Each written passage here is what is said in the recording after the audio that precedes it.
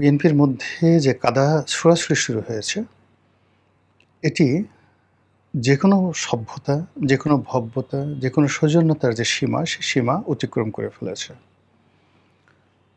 আপনারা জানেন যে যখন কোনো একটি পক্ষ, সেই পক্ষের মধ্যে দ্বন্দ্ব এবং সংঘাত শুরু হয়, তার প্রাথমিক যে পর্যায়, সে পর্যায় হলো মৌখিক লড়াই, বাকবিতণ্ডা।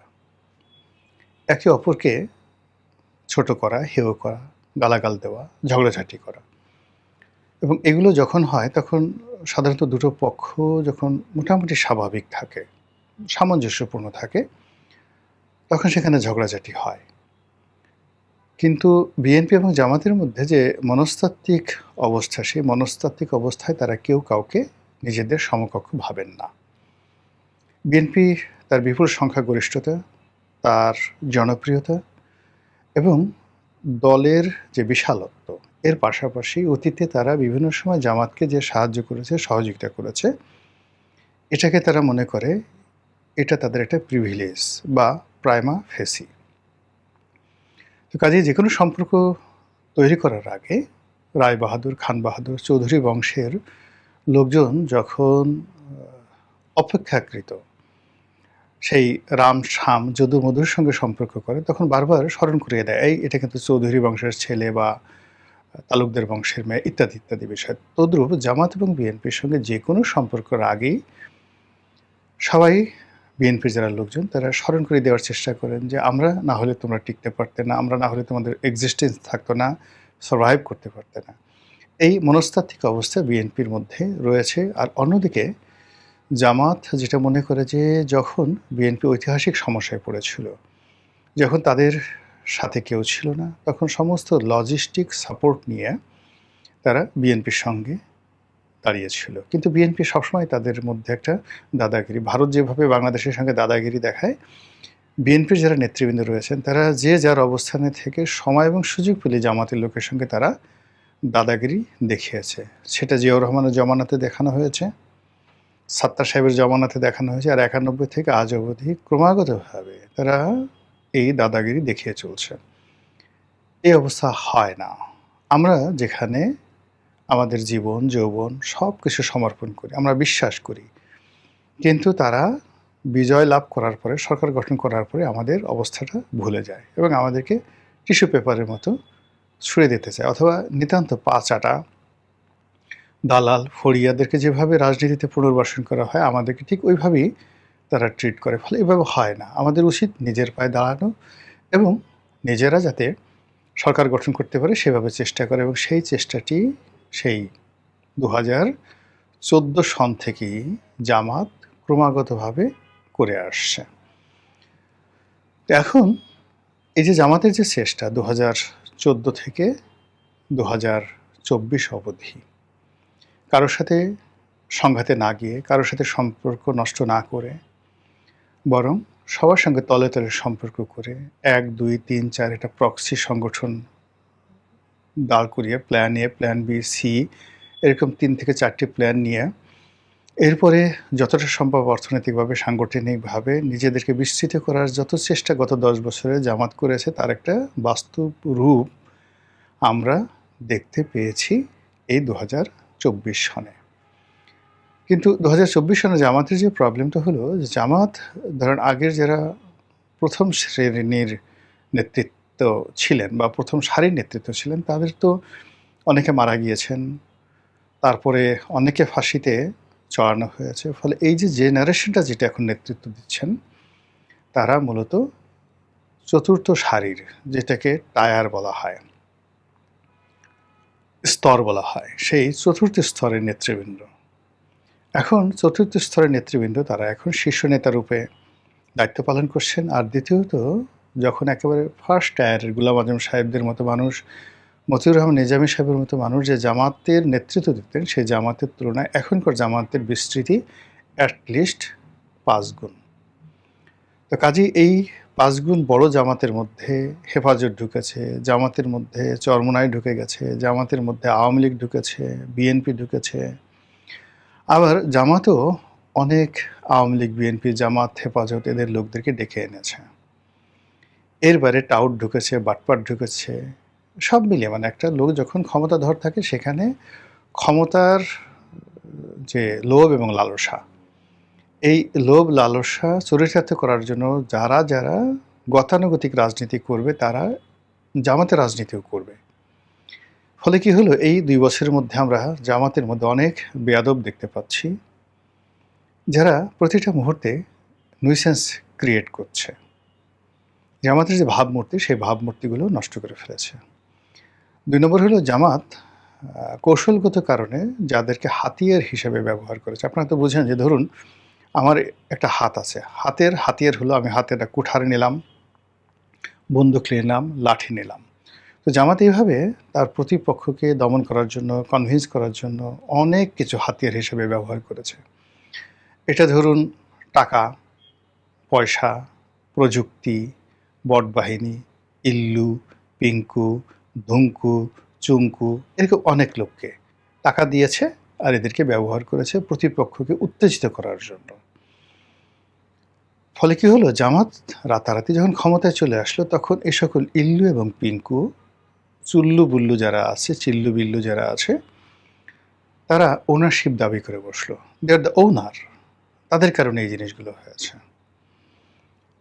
এই ধাক্কা সামলানোর মতো অবস্থা জামাতের এই মুহূর্তের নেতৃত্বে যারা আছেন তাদের নেই। এর কারণ হলো যে একটা কথা আছে, ফ্র্যাঙ্কানস্টাইনের দানব। আপনি যে দানব তৈরি করবেন, যে মাস্তান তৈরি করবেন, চাঁদাবাজি তৈরি করবেন, যে কোনো মন্দ কাজ, ওটার কুফল আপনাকে ভোগ করতেই হবে।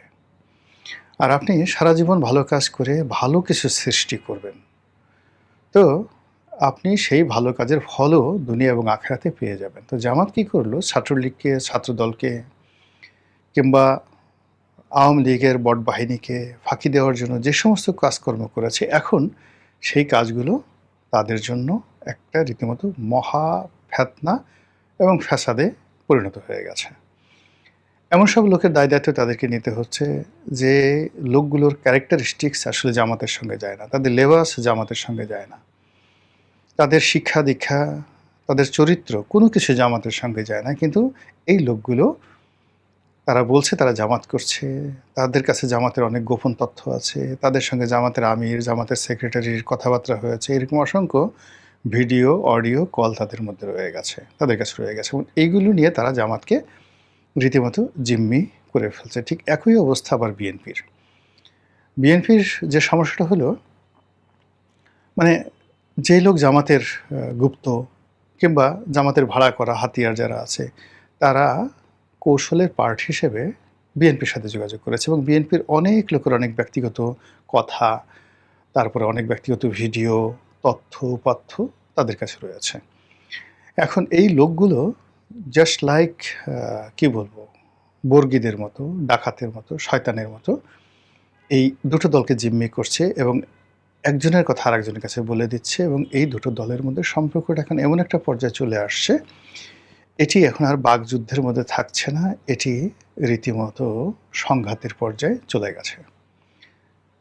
আপনি লক্ষ্য করবেন যে প্রায় প্রতিদিনই কিছু কাজকর্ম ঘটছে, কিছু ঘটনা ঘটছে, যেগুলো একই সঙ্গে ক্রিমিনাল অফেন্স, একই সঙ্গে অনৈতিক কর্মকাণ্ড, একই সঙ্গে যাকে বলা হয় যে একটা মানুষের যে অধঃপতন, পচে গলে যাওয়া, ঠিক তার আগে যে অবস্থা তৈরি হয়, এরকম কিছু ঘটনা জামাত এবং বিএনপির নেতাকর্মীদের মধ্যে সারা বাংলাদেশে ঘটে যাচ্ছে।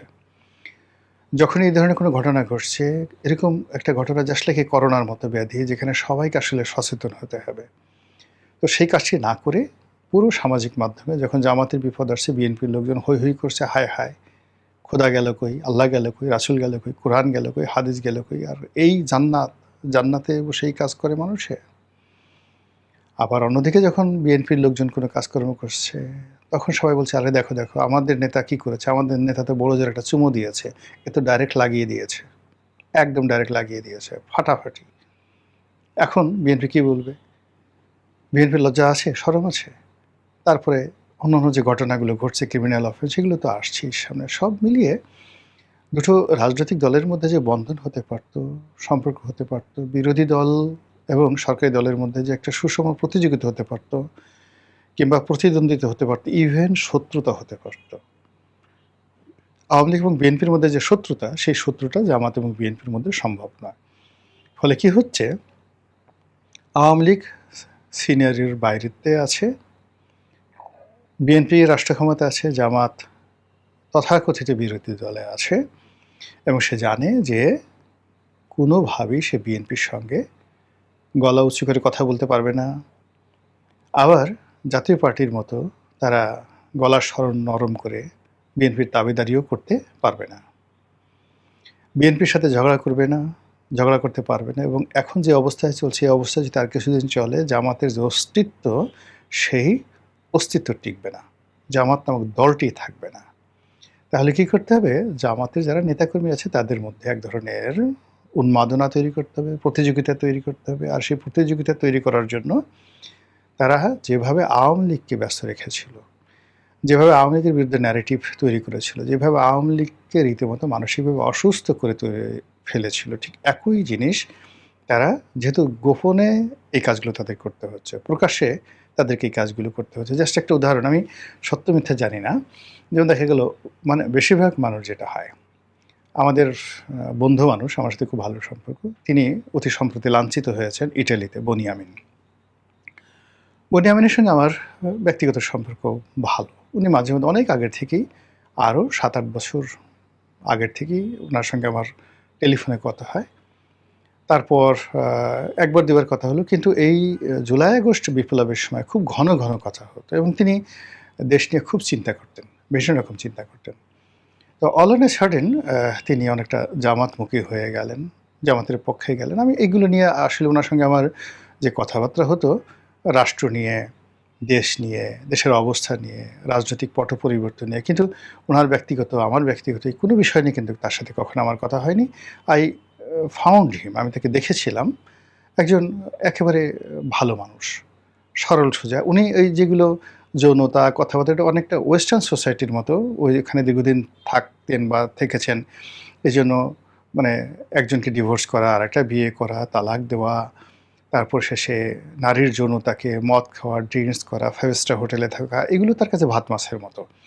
তো এই জিনিসগুলো তিনি তার সেই যে ব্লগ, সেই ব্লগে তুলে ধরেছেন, প্রাণান্ত চেষ্টা করেছেন সেভাবে। এই কারণে হয় কি, কেউ তাকে নাস্তিক বলার চেষ্টা করছেন, কেউ তাকে অশ্লীল বলার চেষ্টা করছেন, এবং ওই সময়টাতে আন্দোলনকে সাপোর্ট করতে গিয়ে দেখা যাচ্ছে তিনি শেখ হাসিনাকে ছোটো করার জন্য, আওয়ামী লীগকে ছোটো করার জন্য যা যা করা দরকার সেই কাজগুলো তিনি করেছেন। তো সেই কারণে কী হলো, আওয়ামী লীগের লোকজন তাকে শ্রেণীর শত্রু মনে করবে। তো এই ভদ্রলোক ইটালিতে, এর আগে একবার ইংল্যান্ডে বা অন্য কোনো শহরে বোধহয় লাঞ্ছিত হয়েছেন সীমিত আকারে, বাট ইংল্যান্ডে ব্যাপক। এখানে থেকে চড়, থাপ্পড়, কিল, ঘুষি, লাথি দিয়ে ফেলে দিয়ে তাকে রীতিমতো পালানো হয়েছে।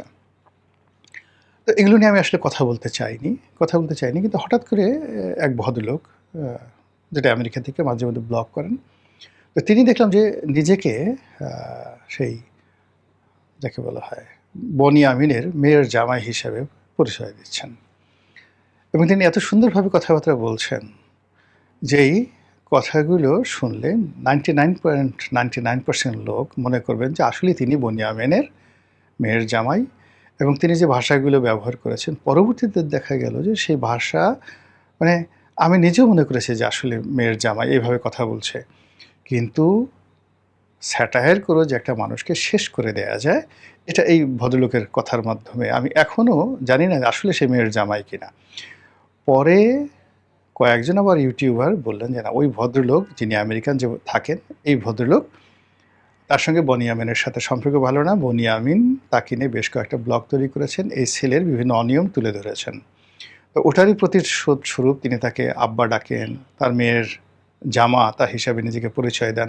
এখন এটা দেখেন, কেউ যদি বলে আমার গোলাম মোল্লা রানীর মেয়ের জামাই, আমার শত্রু, মানে এটা আমার জন্য এটা কতটা মানসিক অস্বস্তি। তো সে বলতেছে যে আমার শ্বশুরকে এইভাবে কুত্তার মতো পিটানো হয়েছে, এইভাবে এই জিনিসগুলো করা হয়েছে, বলে কয়ে, মানে বনিয়ামিনকে পিটানো, তার ভিডিও, এটার মাধ্যমে যতটা না যাকে বলা হয় প্রচার পেয়েছে, এই ভদ্রলোকের ভিডিওর মাধ্যমে তা সে আরও 1000 গুণ প্রচার পেয়েছে। ২ নম্বর হলো বনি আমিনকে ফিজিক্যালি অ্যাসাল্ট করার ফলে তার যতটা না আঘাত লেগেছে, এই ছেলে যে বক্তব্য দিয়েছেন তার ফলে বনি আমিনের যে অপমান, কষ্ট, বেদনা আরও অনেক বৃদ্ধি পেয়েছে এবং এর প্রেক্ষিতে ভদ্রলোক মার খাওয়ার পরেও তিনি আবার আলাদাভাবে বলতে বাধ্য হয়েছেন যে এই ছেলের সঙ্গে তার কোনো রিলেশন নেই। এই ছেলে এই কথাগুলো বলছে মূলত এই কারণে। তো এটা আমি একটা উদাহরণ হিসেবে এই কারণে বললাম যে, যখন কোনো একটা মানুষকে আপনি সম্মুখে কথা বলতে পারবেন না, প্রতিযোগিতা করতে পারবেন না, তখন সে দূর জায়গায় থেকে এমনভাবে আপনাকে ওন করবে, এমনভাবে আপনাকে বেইজ্জতি করবে, যে বেইজ্জতি আসলে আপনি অ্যাভয়েড করতে পারবেন না। তো সেক্ষেত্রে জামাতের যারা লোকজন রয়েছেন, তাদেরকে যদি আপনি কথা বলতে না দেন বা তারা যদি প্রকাশ্য মাঠে কথা বলতে না পারে, তাহলে তারা ঠিক এইরকমভাবে বিএনপিকে ওন করতে গিয়ে বিএনপিকে শ্বশুর বানিয়ে তারপর শেষে যে সকল কথাবার্তা বলবে, যেই কথাগুলো যে আমি বলব যে আমি বিএনপির একজন নেতা, বিএনপির এই করেছে, আহা! এই কাজ কেন হলো? ইত্যাদি, ইত্যাদি। আমার প্রাণপ্রিয় দল, কলিজার দলকে এইভাবে এই জিনিস সৃষ্টি করা হলো। এই সমস্ত জাস্ট বাজে কথা। কুত্তার মতো এভাবে পিটানো হলো এবং ইদানিং আপনি দেখেন জাস্ট যে ধরনের নোংরামি, দাড়ি টুপিওয়ালা একজন মানুষ, এটা কি এআই নির্মিত না সত্য মিথ্যা কিছু জানি না। বাট মানুষজন বিশ্বাস করছে। বলছে এই লোক জামাতের নেতা, তার সঙ্গে কি যেন মাদক পাওয়া গেছে। আবার একটু পরে বলে যে না এই লোক জামাতের না, এ অমুক উপজেলা আওয়ামী লীগের নেতা। আরেকজনকে ধরা হয়েছে, উলঙ্গ করে ছবি দিয়ে পিটানো হচ্ছে, বলা হচ্ছে এটা লোক হলো বিএনপির সভাপতি, জামাতের লোক পিটাচ্ছে। তো এআই, আর্টিফিশিয়াল ইন্টেলিজেন্স এমন একটা পর্যায়ে চলে গেছে যে এখনও পর্যন্ত আমাদের বাংলাদেশে ৯৯% লোক এর দ্বারা বিভ্রান্ত হয়ে যাচ্ছে। আর যারা বিভ্রান্ত না হচ্ছে তারা এর দ্বারা মজা লুটছে। আর মজা লুটতে গিয়ে তাদের যে দৈনন্দিন নরমাল যে কাজকর্ম রয়েছে, রাজনীতির যে কৃষ্টি এবং কালচার রয়েছে, আর্ট অ্যান্ড কালচার রয়েছে, এই জিনিসগুলো থেকে তারা দূরে সরে যাচ্ছে। ফলে এই যে কাদা ছোড়াছুড়ি, আমি মনে করি রাষ্ট্র চালাচ্ছেন যারা, তাদের বোধ হওয়া উচিত, বুদ্ধি হওয়া উচিত। অনেক সময় অতি অভিনয় মানুষের ভীষণ রকম বিপদ ডেকে নিয়ে আসে। ফলে জামাতের সাথে অভিনয় না করে জামাতকে একটা দায়িত্বশীল, গুরুত্বপূর্ণ, শক্তিশালী বিরোধী দল হিসেবে রাজপথে ঠেলে দেওয়াটাই বিএনপির জন্য নিরাপদ হবে এবং জামাতের অস্তিত্বের জন্য ভালো হবে। আদারওয়াইজ দুটো রাজনৈতিক দলই মারাত্মকভাবে ক্ষতিগ্রস্ত হবে এবং তৃতীয় একটা শক্তি চলে আসবে। মহান আল্লাহ আমাদের সবাইকে হেদায়েত দান করুন এবং হেফাজত করুন। আসসালামু আলাইকুম ওয়া রাহমাতুল্লাহি ওয়া বারাকাতুহু।